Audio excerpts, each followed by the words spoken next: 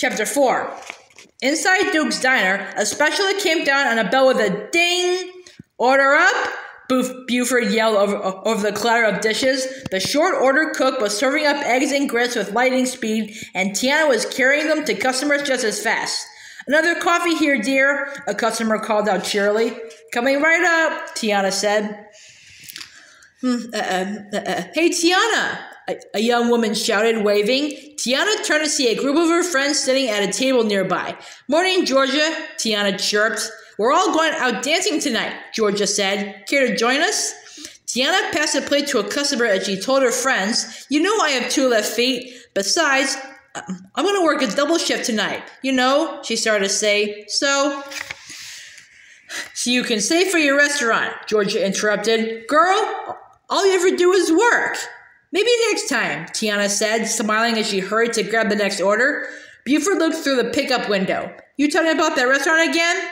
Buford, your eggs are burning, she said, hoping he changed the subject. You're never going to get enough money for the down payment, he said. Tiana put a few more plates on her tray. I'm getting close. How close? Buford asked. Where are my flapjacks? Tiana asked, trying to avoid Buford's question. Buford laughed good-naturedly, but Tiana sighed. The tips came in slowly, but she knew that just as soon as she could do her own cooking in her own restaurant, her dreams would be complete. Just then, Big Daddy LaBeouf walked into the diner. Morning, Mr. LaBeouf, Tiana said, and poured him a cup of coffee. Congratulations on being voted king of the Mardi Gras parade. Thank you, Tiana, Big Daddy replied happily. That caught me completely by surprise. For the 5th year in a row, Tiana smiled. How about if I celebrate with a fresh batch of... Tiana was already placing a big tray of beignets in front of him. Big Daddy grinned from ear to ear. Got a fresh batch just waiting for you, Tiana said. Well, keep them coming till I pass out or run out of money, he said. Oh, Tia, Charlotte LaBeouf said as she burst into the diner all aflutter. Did you hear the news? Tell her. Oh, tell her, Big Daddy. Oh, yeah, Big Daddy said between bites. Prince Naveen. Charlotte grabbed Big Daddy's morning paper and showed the photograph to her friend. Prince Naveen of Maldonia is coming to New Orleans. Oh, isn't he the bee's knees? Charlotte closed her eyes and smiled. Tell her what you did, Big Daddy. Tell her. Well, he began. I invited, but Charlotte couldn't wait. Big Daddy invited the prince to our masquerade ball tonight. Tell her what else you did, Big Daddy. Go on.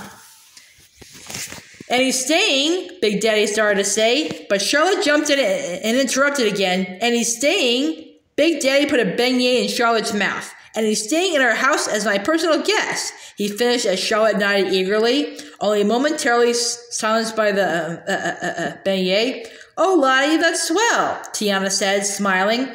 Charlotte still had her fairy tale dream of marrying a prince and becoming a princess. Maybe she would do just that. A little word of advice, though. My mama always said the quickest way to a man's heart is through his stomach. Tiana laughed. Charlotte glanced at Big Daddy and enjoying his beignet. That's it, Charlotte gasped, yanking the beignet out of Big Daddy's hand and examining it. What just happened? Big Daddy asked, staring at his empty hand. Charlotte threw her arms around Tiana's neck. Oh, Tia, you all are a bona fide genius. I'm going to need about 500 of your man-catching beignets for my ball tonight.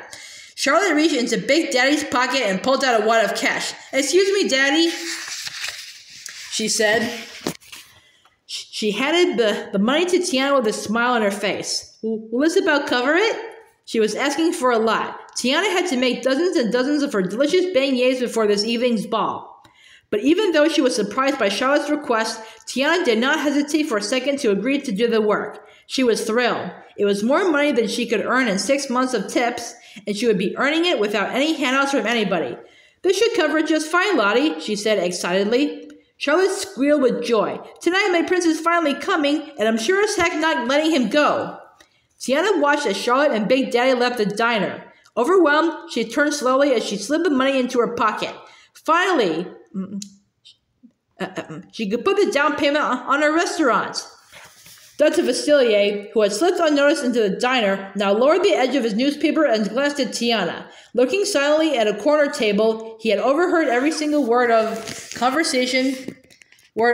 conversation between Charlotte and Tiana.